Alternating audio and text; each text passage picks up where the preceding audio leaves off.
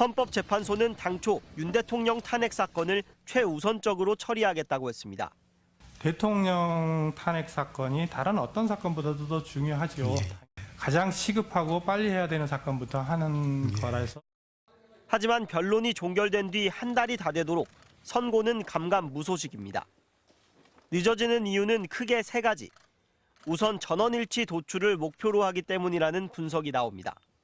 마은혁 헌법재판관 후보자를 임명하지 않은 건 국회 권한을 침해한 것이라는 결론을 시작으로 최재해 감사원장과 검사 탄핵 사건까지 헌재는 연이어 8대0 일치된 결론을 도출했습니다. 윤 대통령 사건 역시 만장일치를 목표로 평일을 이어가고 있을 가능성이 제기되는 이유입니다. 윤 대통령 측이 집중 제기한 절차적 쟁점에서 재판관 의견이 조율되지 않았을 수 있다는 관측도 나옵니다. 통치행위에 대한 사법심사 불가론, 내란죄 철회, 피의자 신문조서 증거 채택 여부 등에 대한 명확한 답을 내놓기 위해 신중을 기한다는 겁니다. 이 밖에 결론은 모였지만 결정문을 다듬는 데 시간이 걸리고 있다는 해석도 나옵니다. 기약 없이 시간만 흐르는 사이 급기야 다음 주를 넘어 4월 선고설까지 나오는 상황.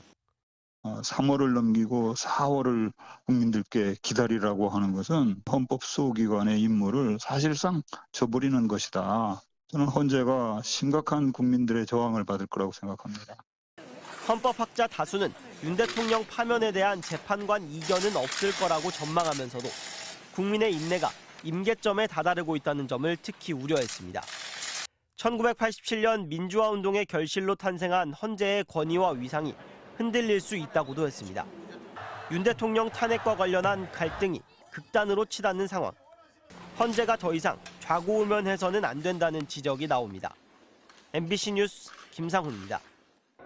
한낮 기온이 20도 가까이 오른 토요일 오후, 이번 주도 광화문 앞 왕복 9차로가 시민들로 가득 찼습니다.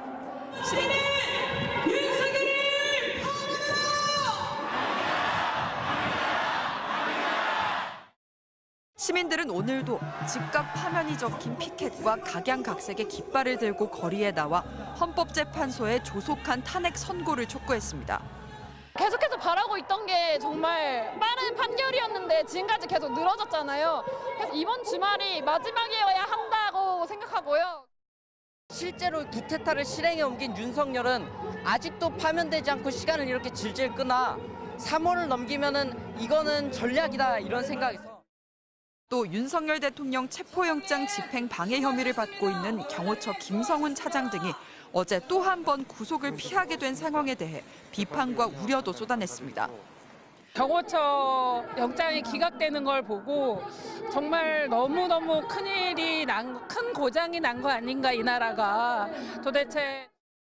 또 극우 시위대가 야당 정치인을 향해 달걀을 던지는 등 폭력과 충돌 수위가 격화하는 상황에 헌법재판소도 책임이 없지 않다는 지적도 나왔습니다. 나라가 두 쪽이 나고 있는 상황에서도 판결을 안 하고 계속 미루고 있는 이런 부분이 너무 헌법재판소도 정치적인 판단을 하는 게 아닌가. 시민단체들은 다음 주에도 윤 대통령 탄핵 선고까지 시민들과 함께 매일 저녁 집회에 나서겠다고 밝혔습니다. 경찰은 오늘 광화문 일대 도심 집회에 기동대 53개 부대 약 3,000명을 투입해 탄핵 찬반 집회 분리와 교통 통제 등의 현장 관리에 나섰고 양측의 충돌은 벌어지지 않았습니다. MBC 뉴스 송서영입니다.